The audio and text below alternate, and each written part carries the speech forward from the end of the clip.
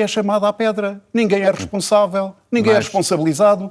Desculpe, nós vivemos num Estado de Direito democrático e os operadores da justiça e os responsáveis da justiça têm que prestar contas, têm que prestar responsabilidades públicas. Não têm todos o mesmo grau de responsabilidade. Mas é uma questão de credibilidade e de respeito. Então acha normal que os bancos tenham sido condenados a pagar 225 milhões de euros? Olá e bem-vindos. Hoje vamos mergulhar num debate televisivo que deu muito que falar. O frente a frente na RTP entre dois candidatos presidenciais, António José Seguro e Luís Marcos Mendes. Olá. Sim, foi um debate intenso. E o nosso objetivo aqui é precisamente esse, ir além das frases de efeito, tentar desconstruir o que este confronto nos diz sobre a visão de cada um para o país. Exatamente. Quer dizer, o que é que se esconde por trás das propostas sobre justiça, sobre o equilíbrio de poderes ou até sobre a segurança na Europa? É isso. Vamos tentar perceber as filosofias que os separam, se estamos a falar de um presidente árbitro, mais focado no equilíbrio, ou de um jogador mais interventivo. Essa é a grande questão. E acho que essa diferença de postura marcou o debate do início ao fim. Sem dúvida. E vamos começar pelo início. Em direto na RTP1, RTP Notícias e RTP Internacional. Sejam os dois muito bem-vindos à RTP. O sorteio ditou que o primeiro a responder hoje é António José Seguro e que será então Luís Marcos Mendes a encerrar este debate. Comecemos por uma notícia do dia de hoje, a publicação pela revista Sábado de uma série de escutas da Operação Influencer que envolveram o então Primeiro-Ministro António Costa. O processo é conhecido, era controverso desde o início, até por ter feito cair o governo de então, e sabe-se agora que António Costa foi escutado cerca de 50 vezes, embora não fosse ele o alvo das escutas, e que muitas dessas interseções estão agora também na praça pública. António José Seguro, a pergunta é: que gravidade é que atribui ao que pode ter lido nas escutas e, sobretudo, ao facto de terem sido divulgados? Bem, em primeiro lugar, muito boa noite. Sim, cumprimentar o Luís Marcos Mendes, expressar o meu regozijo pelo nosso Presidente da República já estar em casa, ter sido do hospital, e cumprimentar todos os nossos telespectadores, em particular a comunidade de portugueses que trabalham fora de Portugal e especialmente e em particular os portugueses que estão na Venezuela, que passam neste momento uma situação de angústia e que merecem uma palavra de esperança e de solidariedade. E eu espero que Portugal, a nossa diplomacia, em conjunto com a diplomacia da União Europeia, possam encontrar uma solução adequada e pacífica neste quadro e neste momento. Bem, eu estou preocupadíssimo com aquilo que li hoje e com aquilo que se passou há 2 anos. Há 2 anos, a Procuradora-Geral da República colocou num comunicado que o Primeiro-Ministro de Portugal estava a ser investigado. E passado 2 anos, não há absolutamente nenhum facto que prove essa justificação. 2 anos, num caso destes, é uma situação muito grave. E aquilo que vamos tendo conhecimento, como hoje aconteceu na revista Sábado, são transcrições de escutas que não têm a ver com aquele processo e com aquele facto. Eu nem percebo como é que estão num processo de investigação. Não compreendo. E por isso a Justiça, eu disse há uns dias que a Justiça tinha que ser competente. E considero que isto não tem nada a ver com o Estado de Direito Democrático. Alguém tem que vir responder.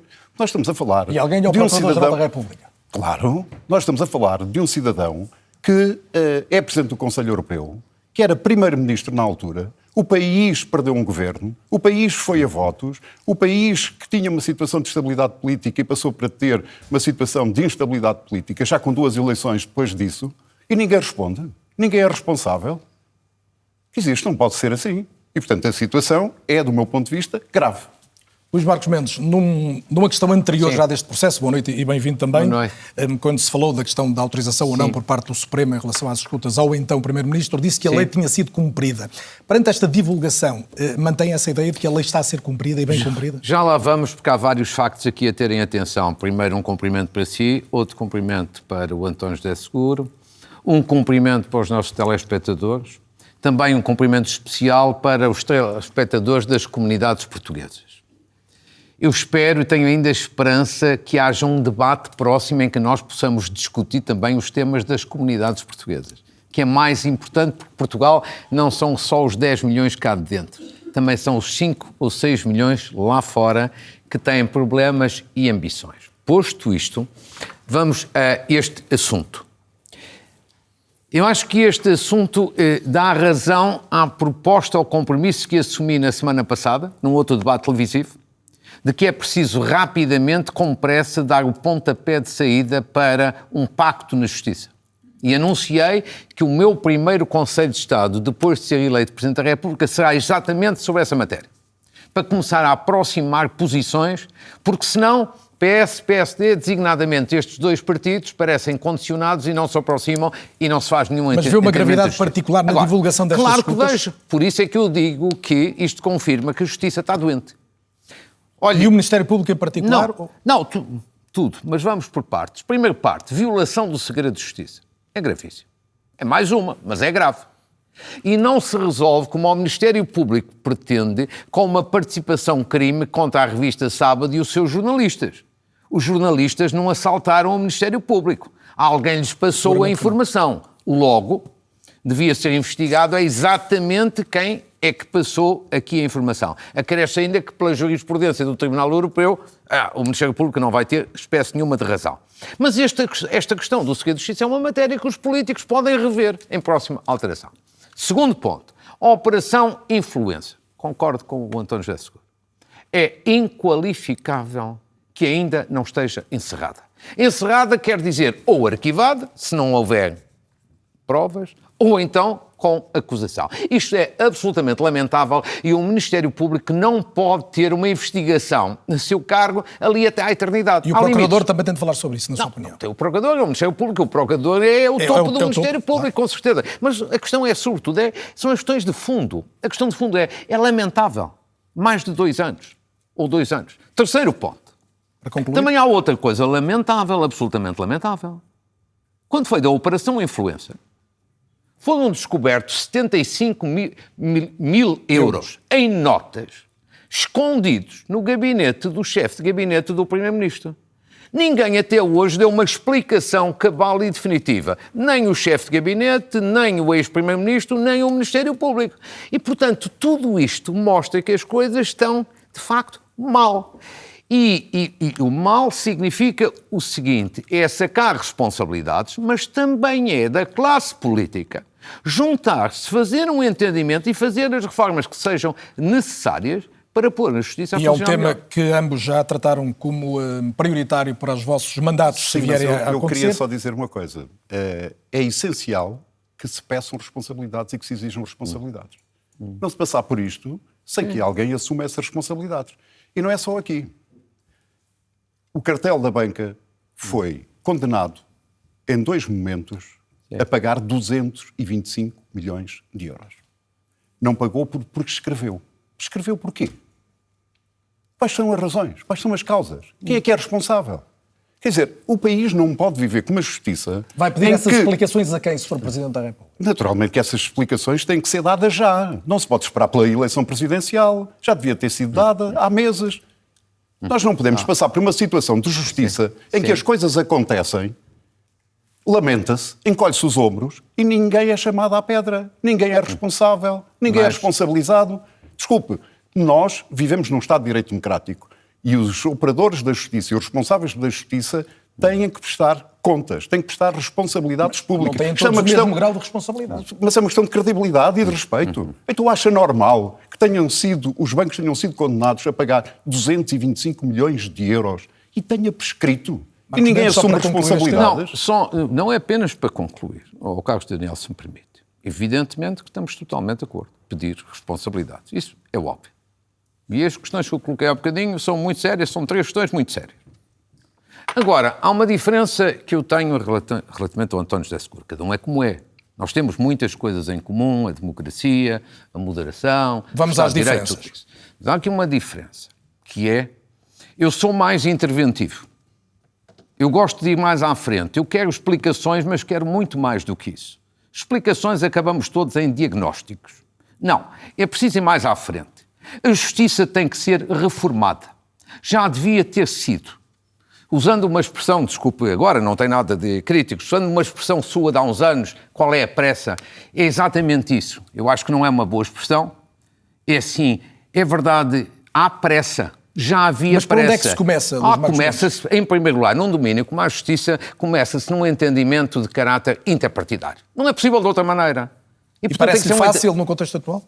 Repare, não é fácil, mas alguma vez tem que acontecer. E é por isso, e eu acho que conheço bem esta matéria, Conheço muito bem esta matéria. por isso vai da justiça. avançar, já sabemos, E também desde logo, conheço com a o Conselho de classe Estado sobre política. este tema. É assim, eu acho que nós precisamos de pedir explicações, mas precisamos, acima de tudo, de unir os partidos, definir quais são as prioridades. Eu já apontei na semana passada. E para equilibrar os tempos? Porquê? Porque nós não podemos ficar por generalidades. Está agora uma explicação? Não, temos que ir mais longe, porque os políticos têm uma enorme responsabilidade, que há anos falam da reforma da justiça, mas não a fazem. Não, Há pressa desta vez, António eu quero dizer o seguinte, que é a culpa não pode morrer solteira. Claro. Para mim isso é um ponto crucial. Segundo, Luís Marques Mendes diz que é muito interventivo. É membro do Conselho de Estado há 15 anos. Podia ter aconselhado os presidentes da República a poderem agir e terem feito esse pacto na Justiça. Porquê é que não o fez?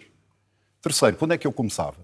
Eu começava com uma reforma na área administrativa e na área fiscal. Eu estive no outro dia reunido com empresários. Um empresário de Leiria disse-me que está há 21 anos com um processo no Tribunal Fiscal. Isto é uma coisa inaceitável. Ou seja, nós temos vários problemas com a justiça. Uns têm mais visibilidade pública, mas outros têm consequências na vida das pessoas e na vida das empresas. E uma das limitações hoje a uma melhor economia, uma economia mais competitiva, é a lentidão com que os tribunais administrativos e os tribunais fiscais funcionam em Portugal. 21 anos é algo inaceitável. Era para aí que eu começava. Sim. Vamos lá ver. Não podemos estender muito mais, temos outros temas. Eu elenquei 4 prioridades. Mas nenhuma destas lá estava. Não, está lá, está. Peço imensa desculpa, não esteve então atento. Não esteve então atento porque eu falei de morosidade da justiça, primeira prioridade, no domínio criminal e na justiça económica, que é essa, tribunais administrativos e fiscais. Foi a primeira prioridade. Segundo, manobras dilatórias, que é aquilo que José Sócrates pode dar a vida a fazer e que a lei permite e, portanto, a culpa é dos políticos que não alteram a lei e não a reforma. Terceiro, porque temos uma justiça para ricos e para pobres, porque é uma justiça caríssima, que é uma coisa que quase ninguém fala. E depois disse que é preciso ir ao Ministério Público, porque há coisas que não podem continuar a acontecer. Portanto, há aqui um ponto, e já agora, por causa desta matéria, isto não podem ser meras generalidades. Por exemplo, a questão das escutas. Há muito boa gente. Eu acho que há escutas a mais em Portugal. E acho que essa prática é má. Mas também não caio na tentação de alguns de acabar com as escutas ou de reduzir drasticamente as escutas. Porque a existência das escutas é um meio complementar de investigação, não pode ser um meio principal, mas se não houvesse escutas, José Sócrates não teria a investigação que teve. Armando Vara não teria a condenação que teve. As escutas são importantíssimas também para uma coisa muito importante que é combate à corrupção. Combate à corrupção, ao Carlos Daniel, não é bater com a mão no peito e dizer sou muito a favor do combate à corrupção. Não. É preciso reforçar os meios dentro do que é correto para um combate eficaz à corrupção. A corrupção também é uma prioridade sua? Já agora, António, claro que é uma prioridade minha, a corrupção, e a lei tem que ser aplicada para todos. Quer dizer, não há uma lei para uns e uma lei para outros. Claro. Tem que ser aplicada para todos. Isso, portanto, seja ex-primeiro-ministro, seja um cidadão vulgar, um cidadão normal. O combate à corrupção tem que ser uma prioridade do Estado de Direito. Isso é uma coisa, para mim, claríssima. E não tem sido? Aliás, vamos lá ver. Eu julgo que se devia ter avançado mais em determinadas áreas que pudessem ter alguma ação preventiva em matéria de combate à corrupção. Eu recordo-me, quando houve os processos de privatização, penso que o Soutor fez parte como consultor de algumas dessas empresas que estiveram na privatização, que eu defendia que houvesse planos anticorrupção associados a cada processo de privatização, designadamente na TAP. Na altura, o governo do Dr. Marques Mendes fez orelhas mocas. Ora, isso poderia ter sido útil para prevenir algumas situações que parece que neste momento estão em investigação. Muito bem, vamos a uma matéria... Eu peço imensa desculpa. Primeiro... Vai ter outra oportunidade para falar e pode sempre retomar algum tema. Não, mas peço imensa desculpa. Não tenho que pedir desculpa. Relativamente à questão da TAP, nem consigo perceber. Eu não tive em nenhum governo com a privatização da TAP. O governo de Passos Coelho é que fez a privatização da TAP. Eu não fui membro desse governo. Está bem, o governo do seu partido. Não, mas peço imensa desculpa, não é a mesma coisa. Não, mas não é a mesma coisa. O que você disse, o seu governo. Não. Primeiro, eu nunca fui chefe de governo, mas no governo que fez a privatização da TAP, o governo era de Passos Coelho e não era meu o meu governo. Portanto, vamos ser claros. O seu partido, essa Sim, mas agora fez bem em corrigir, mas essa insinuação... Está colocada à nota. Essa insinuação não lhe fica bem.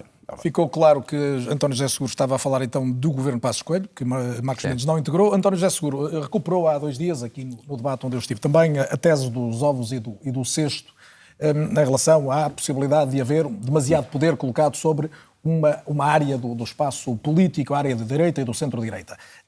Marcos Mendes ser eleito Presidente da República representa algum tipo de perigo para o país neste sentido? Bem, não é o perigo da eleição de Luís Marques Mendes, é o desequilíbrio do sistema político. Neste momento há um desequilíbrio completo da direita, que tem neste momento a maioria das juntas de freguesia, das câmaras municipais, o Governo Regional da Madeira, o Governo Regional dos Açores, a maioria no Parlamento, o Primeiro-Ministro, e, portanto, há um desequilíbrio do sistema. E o país tem a ganhar se o sistema político estiver equilibrado, e por isso eu considero que, nestas eleições presidenciais, o país tem a ganhar com o equilíbrio do sistema e tendo, no meu caso concreto, como Presidente da República. Marcos Mendes tem invocado muitas vezes que será um Presidente independente. Acredita que pode ser um Presidente independente? Vamos lá ver. A independência é algo que todos nós nos pautamos quando agimos como Presidentes da República. A questão não é a independência. A questão é saber se o país ganha ou não em ter um Presidente da República com uma sensibilidade mais social, com que vem uma origem política e ideológica distinta, porque o centro-direita que pertence a Luís Marques Mendes não é o centro-esquerda a que eu pertenço, e, portanto, o país precisa de ter alguém que equilibre e que, sobretudo, também faça com que os portugueses, e uma parte dos portugueses, se sinta representada, neste caso, como Presidente da República. Deixe-me colocar mais esta pergunta, e Marcos Mendes responderá a seguir. O seu adversário tem invocado muitas vezes... Mas já vou na segunda, terceira pergunta, não é? Mas está com menos tempo, curiosamente. Também bem. estou a tentar equilibrar os tempos, que é outra das minhas missões. O seu adversário neste debate e nesta contenda eleitoral tem dito muitas vezes que a forma como comentou a atualidade ao longo da última década é a prova dessa independência. Concorda? Bem, eu não segui a maior parte das intervenções que Luís Marques Mendes fazia como comentador, mas há uma diferença entre comentar a atualidade, fazer a análise e transformar um país. E aquilo que eu me proponho como Presidente da República é precisamente ajudar a transformar o país. Já viu, Carlos Daniel, se nós tivéssemos o melhor governo do mundo, se corresse tudo bem, daqui a 5 ou 10 anos onde é que o país estava? Ninguém responde. E ninguém responde porque não há um propósito, não há um desígnio. Ora, nós precisamos ter esse propósito, precisamos ter esse desígnio e precisamos ter uma estratégia, precisamos ter um caminho. Nós precisamos ter um Presidente da República para os novos tempos e não para os velhos tempos. É por isso que eu me proponho e considero estar em melhores condições de ser Presidente da República. Marcos Mendes, o senhor já tem dito que quem vai para Belém, se for eleito, é o senhor e não é o PSD, mas é evidente que vai com o apoio do PSD e também do CDS. Como é que consegue garantir ao eleitorado que não será o Presidente do Bloco à direita? Porque, evidentemente, que a independência não tem a ver com a pertença a um partido. Mário Soares, Jorge Sampaio, Cavaco Silva, Marcelo Rebelo de Sousa foram líderes partidários e foram independentes. E eu já dei provas da minha independência. Agora, quanto a esta questão dos ovos no mesmo cesto, é muito interessante. Já houve um período em Portugal há 30 anos, com Guterres a Primeiro-Ministro e Jorge Sampaio a Presidente da República, em que os ovos estavam no mesmo cesto, ou seja, 2 socialistas no topo do Estado. António José Seguro... E depois também houve algum tempo de Cavaco Silva com o Passos Coelho. Deixe-me só aqui... Foram as exceções essas. Deixe-me só aqui dizer, recordar, António José Seguro fazia parte desse governo. Ou seja, fazia parte dos ovos que estavam no cesto e nunca se queixou de haver essa concentração de poder. E nunca se queixou como ninguém se queixou, porque é uma situação normal e natural. O importante não é se os ovos estão no mesmo cesto, é saber mesmo se quem exerce a presidência é capaz de ser isento, imparcial, equidistante e independente. Portanto, dá jeito agora falar disso, mas quando usufruiu dessa situação, não se queixou. Mas vamos lá ver. A questão mais importante para mim não é essa. Há, de facto, uma grande diferença entre António José Seguro e eu. Primeira convergência, deixe-me só explicar. Há uma convergência grande entre estes dois candidatos. Sem dúvida. O jogo das diferenças entre os dois não é fácil de estabelecer. Independência e tudo. Mas há uma diferença. António José Seguro privilegia mais as proclamações de caráter genérico. Há bocadinho o fez.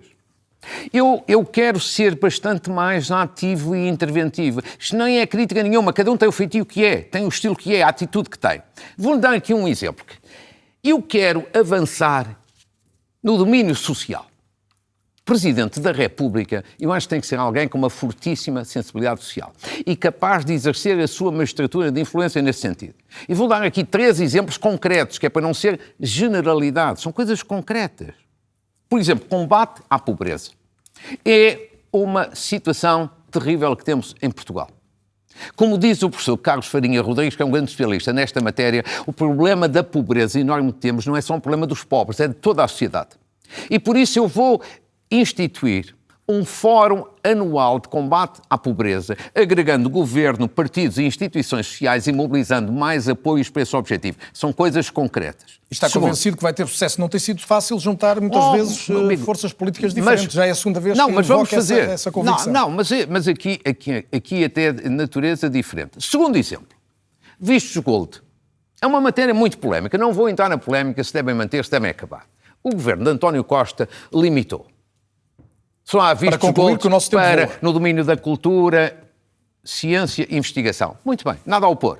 Mas eu acho que tem que ser alargado também a investimentos sociais. Lares de terceira idade. Carlos Daniel, você sabe isso muito bem, como todos nós sabemos. Falta de lares aqui na Grande Lisboa, no Grande Porto, o terceiro ponto? Setúbal. Tem que ser rápido? Não.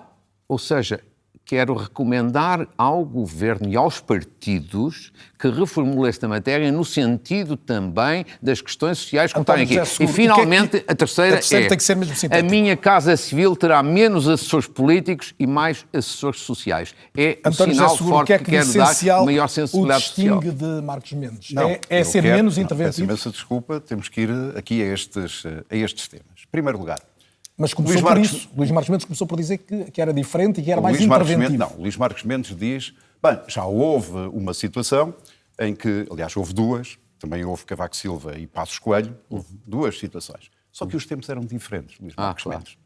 E sabe porquê é que são diferentes? Porque nessa altura não podia haver uma revisão constitucional sem os votos do PSD. E hoje, goste-se ou não, pode haver uma revisão constitucional sem que o Partido Socialista precise dos votos, sem que sejam necessários os votos do Partido Socialista. Isto faz toda a diferença. Mas há outra. O país e o Parlamento estão fragmentados. E há uma nova realidade, um partido, que é o Chega, que na altura não existia.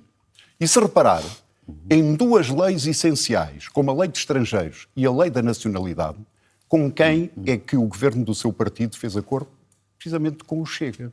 Ora, em 2 matérias que são estruturantes para o nosso chão comum, para a nossa democracia, para a nossa maneira de viver e de ser, a escolha foi precisamente com a direita. Ora, o que é que nós precisamos? Nós precisamos de ter um equilíbrio no sistema e daí eu considerar que a pessoa que está em melhores condições de um outro campo político para exercer essas funções de Presidente da República com moderação, com agregação, com respeito, sou eu. Segundo, a questão das generalidades.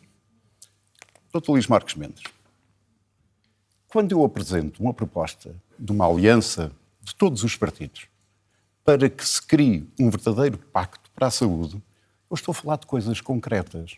Eu estou a falar do acesso dos portugueses a tempo e horas a cuidados de saúde. Eu estou a falar de uma organização e de uma gestão que permita que os recursos que estão no Serviço Nacional de Saúde sirvam verdadeiramente para promover esse acesso. Eu estou a falar em situações concretas que promovam o acesso a consultas e que os portugueses não tenham que esperar semanas ou meses por uma consulta. Não tenham que esperar meses ou anos por uma intervenção cirúrgica. São os governos, não tem que estar, durante o fim de semana, a ver quais são as urgências que estão abertas quando precisa rapidamente de um médico ou de um tratamento de uma urgência. Qual é o maior problema Estamos a falar de coisas concretas e muito reais. Segundo, sobre esta questão da pobreza, eu não vou esperar nem vou fazer nenhum fórum. Na primeira reunião que eu tiver com o Primeiro-Ministro, às quintas-feiras, esse vai ser um dos temas que está nas minhas prioridades. E sabe porquê? Porque nós, ao ritmo que temos vindo a diminuir a pobreza no nosso país, nós precisamos de um século para eliminar. Um século. Isto é chocante e é um cancro social enorme. Nós precisamos de inverter esta situação. Da mesma forma, Luís Marcos Mendes, que hoje a maioria dos pobres, ou uma grande parte, são filhos de pais pobres e netos de avós pobres. Quer dizer que os elevadores sociais não estão a funcionar.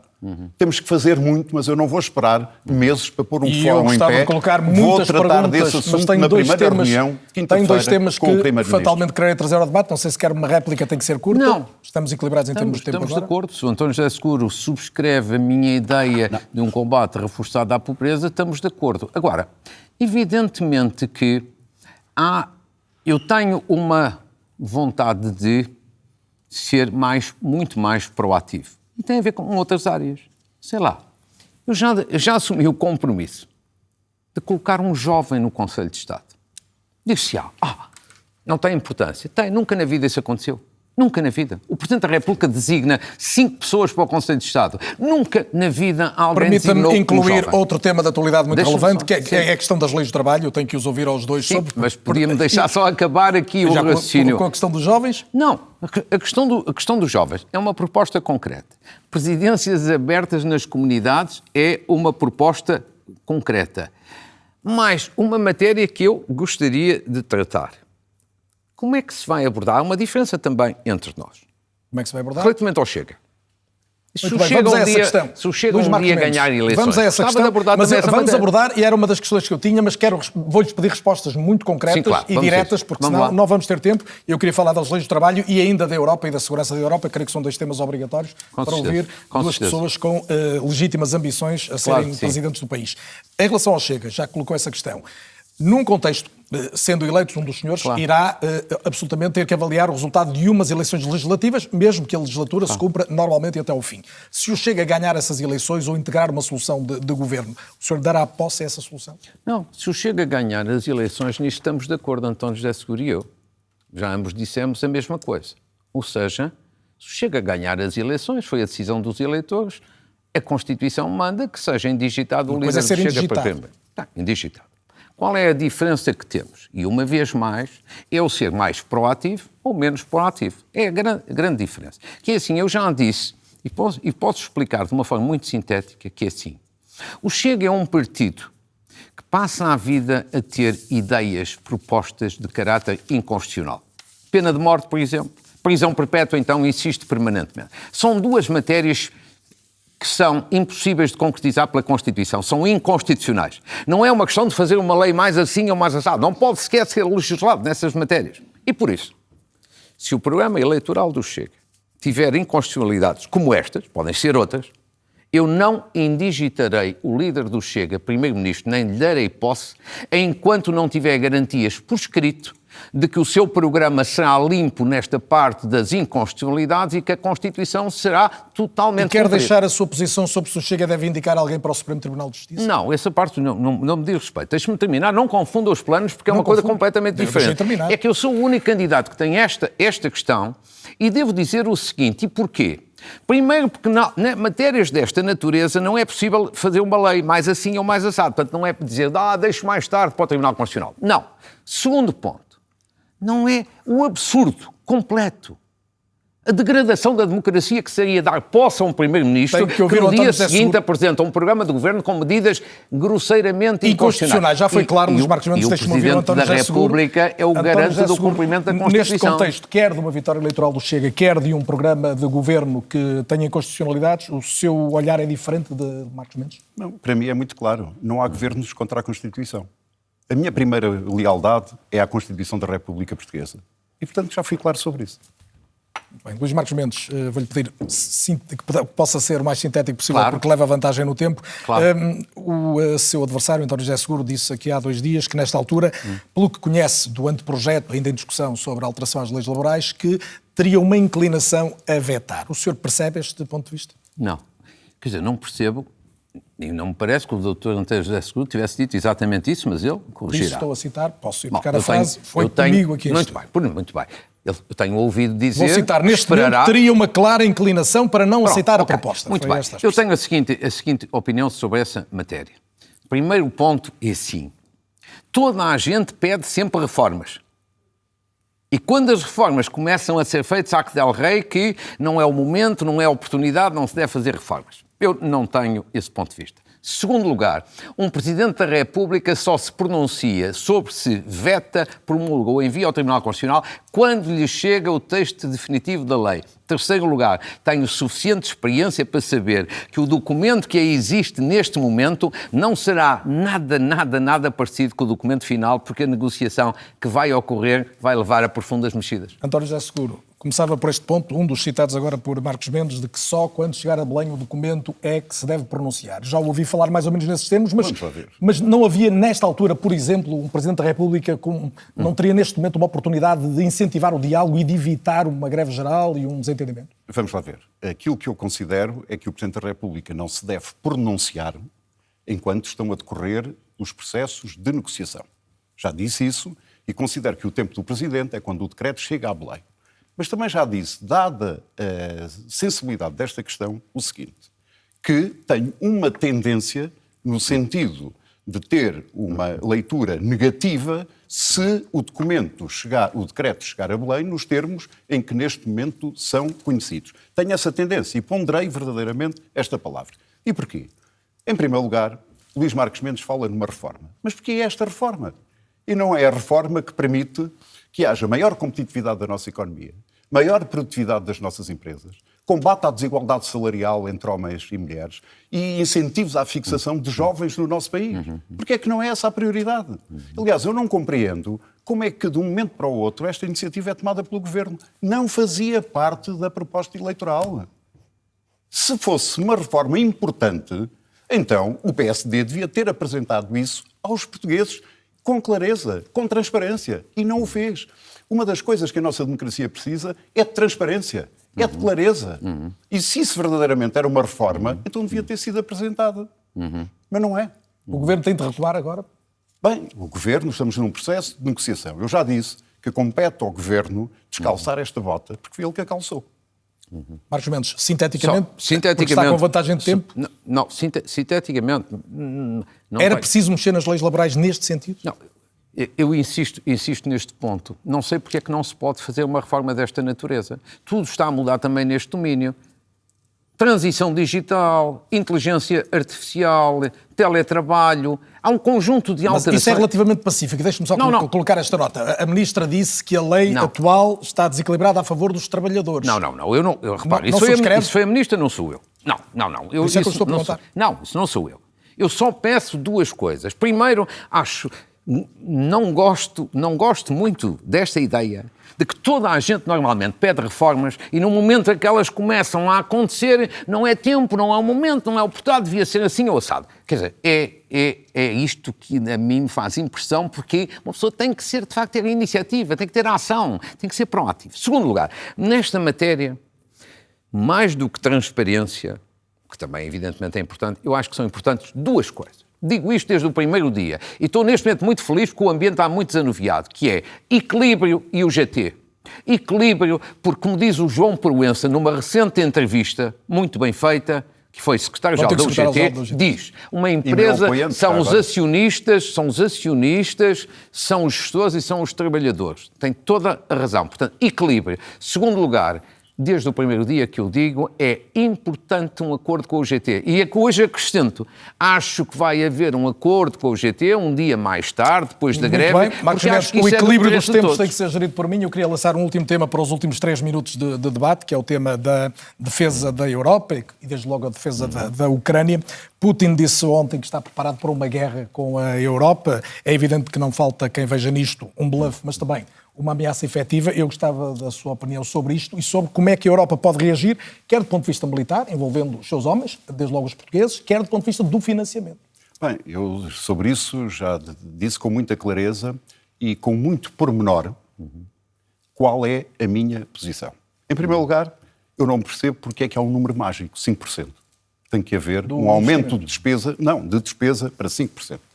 Segundo, admitindo que tem que haver uma subida, mas primeiro nós temos que fazer um exercício. Mas admito, com o atual contexto, com o posicionamento dos Estados Unidos... Então acabei de dizer que admito que possa haver necessidade de uma subida. Mas antes de fazer essa subida e de a definir desse montante, nós temos que gastar melhor.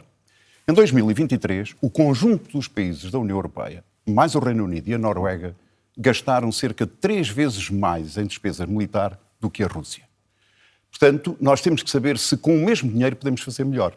Mas temos pouco tempo para decidir, António José Sousa. Pode, com certeza. Mas que esta não é uma matéria de sim ou não. Não, eu estou a dar-lhe tempo até porque está em desvantagem. Mas então deixe-me continuar. Mas a minha nota é esta. Não há tanto tempo assim. Temos esta declaração de Putin, temos um posicionamento diferente da atual administração americana. É só colocar estas notas. Deixe-me continuar, porque estas questões precisam de ser explicadas.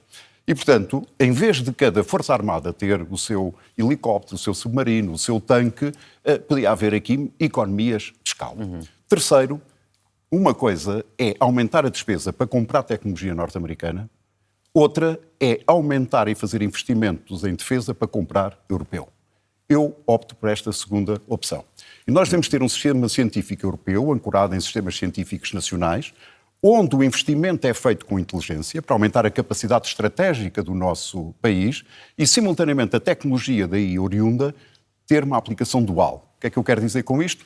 Uma aplicação em matéria de defesa, mas também uma aplicação em termos económicos.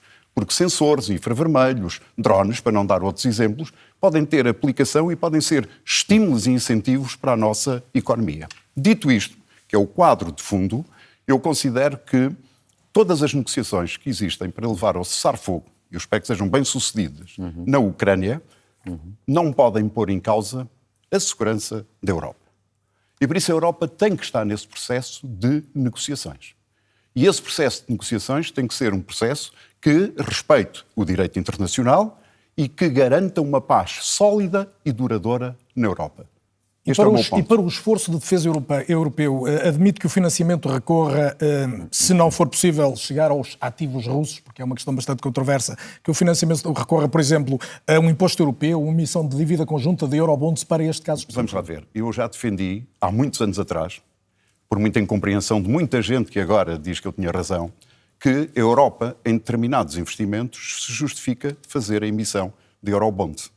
E, portanto, essa pode ser uma possibilidade. Essa pode ser uma possibilidade, mas volto a dizer, mas feito primeiro o exercício para saber se os montantes que neste momento já estão gastos são, digamos, suficientes ou se, pelo contrário, precisa de haver um aumento maior. Mas também é necessário nós termos aqui um espaço de âncora institucional, porque nós temos Estados que são membros da União Europeia e temos Estados que não são membros da União Europeia, embora sejam membros NATO. É importante que haja esse debate para que nós ganhemos tempo. Marcos Mendes, o senhor tem dito que a Europa já devia ter investido muito mais, que andou até a brincar com o fogo, é uma expressão sua. Como é que se financia o esforço que pode vir a ser preciso?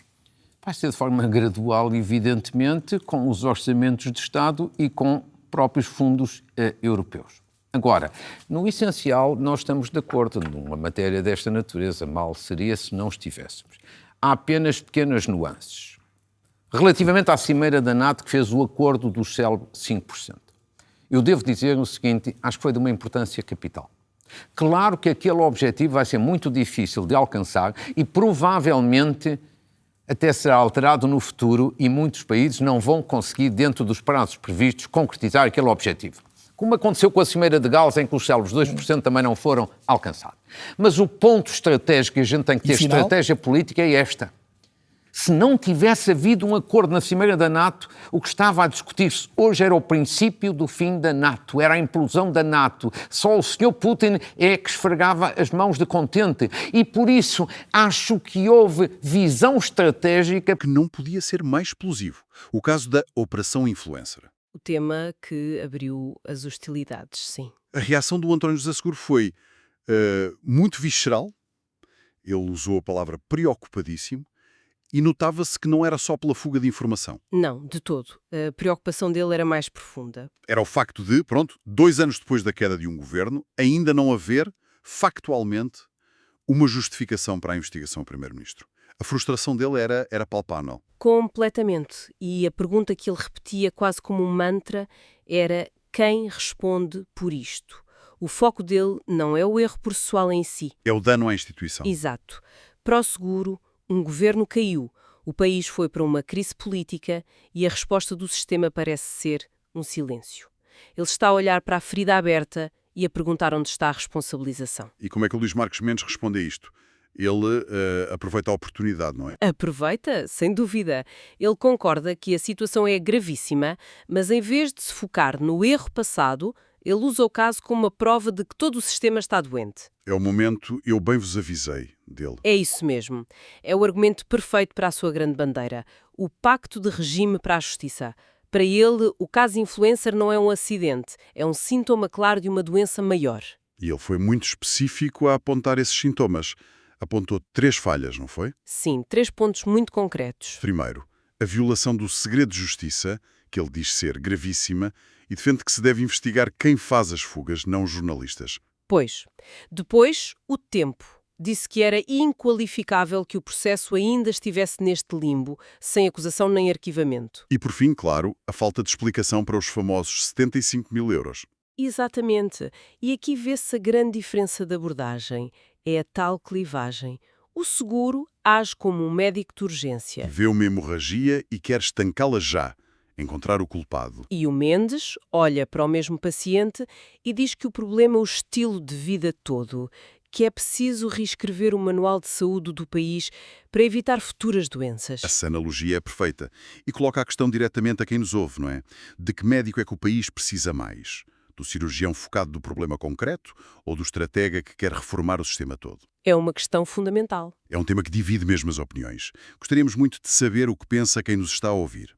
Deixem nos comentários qual destas abordagens vos parece mais correta. Porque a percepção que as pessoas têm da justiça é quase tão importante como o seu funcionamento real. E esta falta de respostas alimenta um descrédito que é perigoso. E, claro, com diagnósticos diferentes vieram receitas muito diferentes. O seguro foi logo ao ataque, quase a testar a credibilidade da proposta do Mendes. Sim, foi um golpe direto. Lançou a pergunta: é membro do Conselho de Estado há 15 anos? Por que é que não aconselhou os presidentes a fazerem esse pacto antes? Foi uma forma muito eficaz de dizer: essa ideia parece boa agora que é candidato, mas onde esteve ela nos últimos 15 anos? É uma jogada política clássica, transformar a experiência do adversário numa fraqueza. E depois do ataque, o seguro apresentou a sua própria prioridade. E confesso que me surpreendeu. Em vez de falar de corrupção, dos grandes casos... Ele foi para os tribunais administrativos e fiscais. Exato. E deu aquele exemplo de um empresário de Leiria com um processo a arrastar-se há 21 anos. 21 anos. E essa escolha diz muito sobre o estilo dele. É uma abordagem muito pragmática. Menos sexy. Menos sexy, exatamente. Mas focada naquilo que ele vê como o motor gripado da economia. A lentidão destes tribunais afeta o dia-a-dia de milhares de empresas e cidadãos. Ele está a dizer, vamos começar por desentupir as artérias principais, mesmo que não sejam as mais visíveis. E do outro lado, o plano do Marcos Mendes, muito mais abrangente. Uma lista de todos os grandes problemas da justiça. Sim, apresentou 4 prioridades. Combater a lentidão na justiça criminal e económica, mudar a lei para acabar com as manobras dilatórias, e aí usou o exemplo do processo de José Sócrates. Pois, e depois falou em resolver o problema de uma justiça para ricos e outra para pobres por ser demasiado cara. E, por fim, intervir no Ministério Público. É uma lista ambiciosa. É. A crítica que se pode fazer é se não é uma lista de desejos um pouco vaga. Combater a morosidade, toda a gente concorda. Alterar a lei, o problema está sempre nos detalhes. O plano do seguro, sendo mais contido, pelo menos aponta para um alvo muito concreto. Exatamente. É a diferença entre querer renovar a casa toda de uma vez ou começar por arranjar a canalização da cozinha que está a inundar tudo. Mendes apresenta-se como um reformador de fundo, mais interventivo. Até defendeu as escutas como ferramenta essencial. Sim, e o seguro parece mais um gestor, que quer resolver os problemas práticos de baixo para cima. Pronto, são duas visões muito distintas sobre por onde começar. Qual delas parece mais urgente ou mais eficaz? E já agora, para quem nos ouve, se este tipo de análise mais a fundo vos interessa, a melhor forma de não perderem os próximos temas é subscreverem o canal. É um grande incentivo para continuarmos. E esta discussão sobre a justiça abriu a porta para o tema seguinte, que foi, talvez, o argumento central da candidatura de seguro. O equilíbrio de poderes. Exatamente. Sim, aí ele foi muito metódico. Desenhou o mapa do poder em Portugal e disse, basicamente, olhem bem para isto. Sim, foi muito visual. A direita, ou centro-direita, controla a maioria das câmaras, os governos da Madeira e dos Açores, tem maioria no Parlamento e lidera o governo. O argumento dele é simples. Eleger um presidente da mesma área política seria colocar todos os ovos no mesmo cesto. E a sua eleição seria o único contrapeso possível. O que levanta uma questão essencial sobre o que esperamos de um presidente. A tese do seguro não é sobre ilegalidade. Não, é sobre sensibilidade democrática, sobre representação. Ele defende que a presidência deve funcionar como um espelho da pluralidade do país. Se tudo depende para um lado, o presidente deve garantir que a outra metade do eleitorado, neste caso o centro-esquerda, se sente representada ao mais alto nível. Para evitar uma sensação de poder hegemónico, no fundo. E a resposta do Mendes foi previsível, mas eficaz.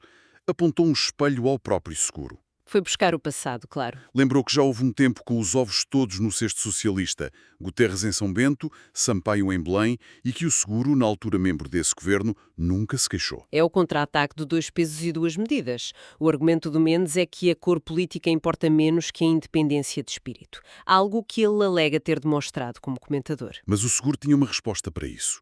E foi aí que o debate sobre este ponto ficou mesmo interessante. Ele disse que os tempos hoje são muito diferentes. E a grande diferença chama-se Chega. Exatamente. E esse é um ponto crucial.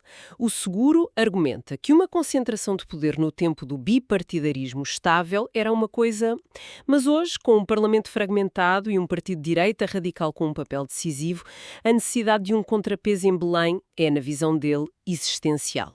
E ele até deu o exemplo dos acordos recentes entre o governo e o Chega. Nas leis de imigração e da nacionalidade, sim, para reforçar a ideia de que os equilíbrios hoje são muito mais frágeis. E já que o nome do Chega veio para a mesa, a pergunta seguinte era inevitável. O que fariam se o Chega ganhasse as eleições? A resposta inicial foi de consenso. A Constituição é clara. Indigita-se o vencedor. Mas depois vieram as nuances. E foram nuances que revelam imenso sobre cada um. O Marcos Mendes pôs uma condição. Uma linha vermelha. Sim. Disse que não daria posse a um governo cujo programa tivesse inconstitucionalidades grosseiras. Mencionou pena de morte, prisão perpétua. A menos que houvesse uma garantia escrita de que isso seria retirado. Exato. Ele assume um papel de guardião preventivo da Constituição. Uma espécie de filtro. E o seguro? A posição do seguro foi mais legalista, mais colada à letra da lei. Ele disse simplesmente: não há governos contra a Constituição. Ou seja, ele confia nos mecanismos que já existem no sistema para fiscalizar. Precisamente. Ele não vê o presidente como um fiscalizador prévio de programas eleitorais. É uma visão mais clássica do poder presidencial. Portanto, temos um presidente proativo que põe condições versus um presidente que segue o texto à risca e deixa fiscalização para as outras instituições. É uma diferença subtil, mas com implicações enormes. E esse padrão intervir no início ou julgar no fim também se viu quando falaram das leis do trabalho. Exatamente. O seguro foi muito claro. Tem uma clara inclinação para não aceitar a proposta como está. E os motivos dele eram tanto de conteúdo como de processo. Questionou a prioridade da medida e, mais importante, o facto de não estar no programa eleitoral do governo. Para ele, isso é uma questão de lealdade para com os eleitores. Ele está a julgar a intenção e o processo, não apenas o texto final, e a sinalizar desde cedo uma posição de princípio, o que pode ser visto como uma forma de influenciar a negociação. Já o Mendes, abordagem oposta, defendeu que um presidente não deve comentar rascunhos. Deve esperar pelo texto final que lhe chega às mãos e só aí se pronunciar. Mostrou-se mais aberto à reforma e otimista de que um acordo com o UGT podia legitimar o processo. E o padrão repete-se. Seguro como vigilante do processo político desde o minuto 1. Mendes como o árbitro que só apita no fim da jogada. O debate terminou a olhar para fora, para a defesa europeia e as ameaças externas, nomeadamente as declarações de Putin. E aqui, surpreendentemente, parece que encontraram mais terreno comum. Sim, mas mesmo na concordância, as diferenças de ênfases são muito interessantes. Quando se falou em aumentar a despesa militar, a resposta do seguro foi muito estruturada. Em 3 pontos, sim. Primeiro, desconfiou do número mágico dos 5%. Depois, defendeu que, antes de gastar mais, é preciso gastar melhor, otimizando recursos a nível europeu. E terceiro, e talvez o mais importante, priorizou o investimento em tecnologia de defesa europeia com aplicação dual, ou seja, que sirva ao exército, mas que também gere retorno para a economia civil. É uma visão muito focada na autonomia estratégica da Europa. Não é só sobre ter mais tanques. É sobre sermos nós a construir os tanques e a tecnologia deles. Precisamente. É pensar a defesa como parte de uma estratégia industrial e de inovação. E o Mendes Acompanhou esta visão? Acompanhou no essencial, mas acrescentou uma camada política que é crucial. Ele defendeu a importância estratégica do acordo da NATO. O acordo em si? O acordo em si. O argumento dele foi que, mesmo que o objetivo seja difícil, o simples facto de haver um acordo é um sinal de unidade do Ocidente. Sem esse acordo, o que estaria em discussão seria a implosão da NATO. O que seria uma vitória para Putin? Exatamente. Portanto, para ele, o acordo vale mais como um símbolo de coesão política do que como uma meta contabilística. Faz sentido. Enquanto o seguro está focado no como, a eficiência, a tecnologia, o Mendes está focado no sinal político, a unidade da aliança. São duas faces da mesma moeda, no fundo. A necessidade de Europa acordar para um mundo que está claramente mais perigoso. Fazendo as contas, saímos deste debate com o retrato de duas personalidades muito distintas. De um lado, António José Seguro, a apelar à responsabilidade, ao equilíbrio, quase um guardião da estabilidade. E do outro, Luís Marques Mendes, a prometer uma intervenção mais proativa, mais ação, uma reforma estrutural. Posiciona-se como um agente de mudança. Ambos se apresentam como moderados, defensores da democracia, mas os caminhos que propõem para resolver os problemas do país são, como vimos, bastante diferentes. Muito diferentes. Isso deixa-nos com uma última reflexão. O debate focou-se muito em reformar e equilibrar as instituições que já temos, mas com a fragmentação política, as novas tecnologias a mudarem tudo, as ameaças externas a crescerem. Será que o verdadeiro desafio do próximo presidente não será preparar o país para um futuro que exige mais do que simples ajustes? Que existe talvez uma nova forma de pensar o próprio Estado e a sociedade. É a grande questão, não é? Se o papel presidencial nos próximos anos será menos sobre gerir o presente e mais sobre forçar uma conversa nacional sobre o futuro que queremos construir. Fica a reflexão. Fica a reflexão. Agradecemos muito a companhia nesta análise. Se gostaram, partilhem connosco a vossa principal conclusão do debate nos comentários e não se esqueçam de subscrever para continuarmos a mergulhar juntos nos temas que realmente importam. Até à próxima!